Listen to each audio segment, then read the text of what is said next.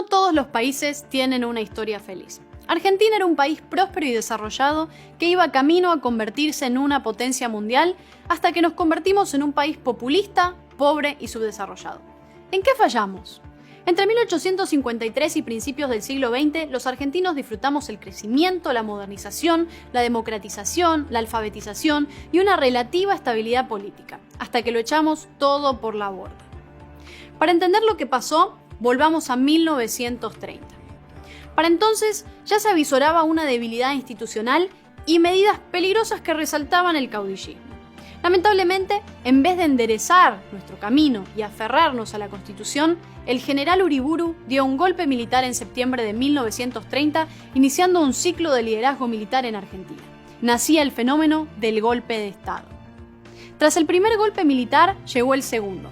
El presidente Ramón Castillo fue destituido el 4 de junio de 1943, en gran parte porque Castillo había elegido como sucesor a Robustiano Patrón Costas, un empresario y político que simpatizaba más con los aliados en la Segunda Guerra Mundial, mientras que la mayoría de los militares argentinos estaba a favor de los alemanes. Entre los que participaron activamente en el golpe estaba el coronel Juan Domingo Perón, figura clave de este golpe militar, junto a un grupo de oficiales nacionalistas que se conocería con la sigla GOU, Grupo de Oficiales Unidos. Todos favorables al eje, a Hitler, a Mussolini, a la España de Franco, al nacionalismo y con un fuerte desprecio hacia la democracia y la libertad. Perón admiraba abiertamente a Benito Mussolini y trabajó al frente de la Secretaría de Trabajo y Seguridad Social en Argentina para implementar muchos aspectos del fascismo italiano, como el corporativismo, la autarquía y el culto al líder mesiánico. Se ganó el apoyo del sindicato más importante del país, la Unión Ferroviaria, cuyos miembros lo proclamaron como el primer trabajador argentino.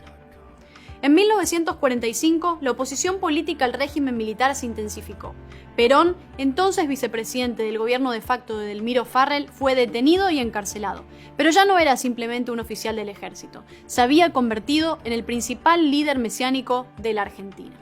Los leales a Perón organizaron una manifestación masiva pidiendo su liberación. El 17 de octubre de 1945, Perón fue liberado y así nacía el peronismo. Fue elegido presidente en 1946 y gobernó hasta 1955. Durante su mandato gastó las reservas de oro y divisas, redistribuyó los ingresos, recurrió a las nacionalizaciones y construyó una sociedad corporativista de clara influencia fascista. Además, expropió los ingresos del sector agroexportador para financiar la expansión masiva del gasto público, que en pocos años pasó del 25 al 42% del Producto Interno Bruto. Mientras el país se peronizaba, lo mismo ocurría con las universidades y los medios de comunicación. La Corte Suprema perdió su autonomía y los líderes de la oposición fueron encarcelados y perseguidos. El déficit público y la corrupción crecieron. A mediados de 1955, Argentina estaba al borde de una guerra civil debido a la división en torno a la figura de Juan Domingo Perón. Perón dimitió en septiembre de 1955 y comenzó un largo exilio antes de regresar en 1973 para un tercer mandato presidencial. Para estas alturas, el país estaba profundamente dividido, con una militancia radicalizada y repleto de violencia. Pero esa era la cuestión. El objetivo de los peronistas era hacer que Argentina fuera ingobernable sin Perón. Sin embargo, Perón gobernaría solo unos meses hasta su muerte, lo que deja a su viuda Isabel Perón a cargo del país. El desbarajuste económico condujo a un nuevo golpe de Estado, inaugurando la etapa más oscura de la historia argentina. Este golpe fue encabezado por el sanguinario dictador Jorge Rafael Videla en 1976, quien se hizo del poder hasta 1981 para darle paso al siguiente dictador, Leopoldo Galtieri.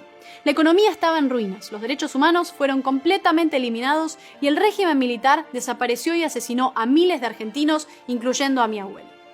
En 1983 recuperamos la democracia. El respeto por los derechos humanos estaba de vuelta con nosotros. A pesar de toda esta larga historia de fracasos interminables, Argentina no fue capaz de salir del inmenso agujero que constantemente creó el populismo desde mediados del siglo pasado. Corrupción, amiguismo, deuda externa, gasto público, falta de disciplina fiscal. Ese ha sido el triste resultado de haber puesto al Estado por encima de la libertad. Desde este nuevo milenio nos hemos visto sumergidos en una de las peores formas de peronismo, el kirchnerismo. Una mafia organizada, enamorada del poder y del dinero, sin escrúpulos y mejor amiga de la corrupción.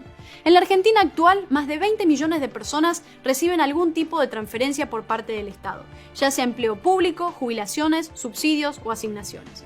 De casi 45 millones de habitantes, solo 7 millones trabajan en el sector privado y tienen que mantener a los 20 millones que viven del Estado. Argentina no avanza porque no tiene libertad. Argentina no avanza porque se niega a dejar atrás el peronismo que convirtió un país exitoso en un país populista y subdesarrollado. Argentina no avanza porque castiga el éxito y celebra los privilegios. Solo cuando elijamos volver a los cimientos que se pusieron en 1853 y entendamos que la libertad es la respuesta a nuestros problemas, los argentinos vamos a poder salir de este infierno en el que estamos inmersos desde hace más de 80 largos años.